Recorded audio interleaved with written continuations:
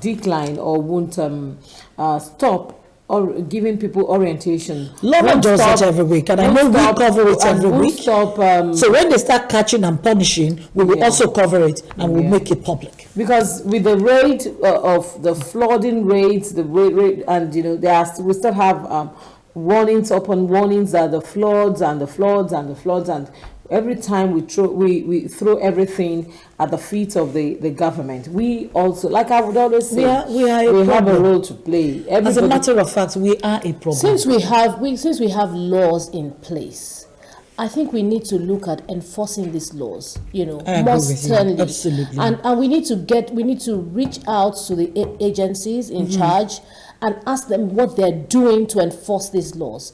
By the time they should look, you see, sometimes these law enforcement agents, take undue advantage and do these things indiscriminately. For example, you see, I'm sorry, one of the traffic officers, I'm not going to be specific, with the agency jumping into people's cars and all of that. That's not your job description. True. So what we're saying is that rather than focus on things like that, these are the kind of things you should focus on. The energy. So the agencies that are supposed to handle this kind of things, we need to bring people from those agencies and ask them questions. You need to be accountable to the people. What are you doing to enforce these laws? If these laws are in place, we don't want to continue living in a filthy environment.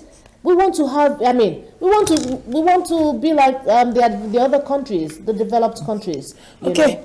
I think we want to. Like I said earlier, that Osun State governor needs to do something. The workers are actually planning a showdown today, and they are planning to make sure that they appeal to Governor Ademola Adeleke to pay their salaries. You see, they are used to getting salaries all the time. They are used to absolute power corrupts. Absolutely. Yeah.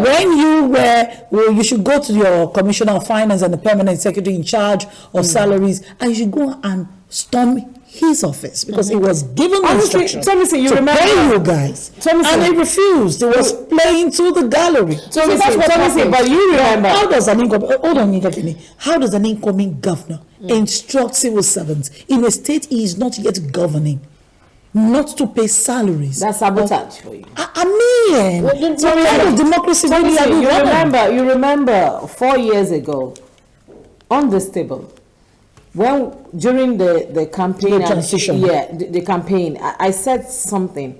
I said, if I do not know anything about he would owe salaries. He won't owe salaries. Sure. There is a man that almost gave when I was working with him.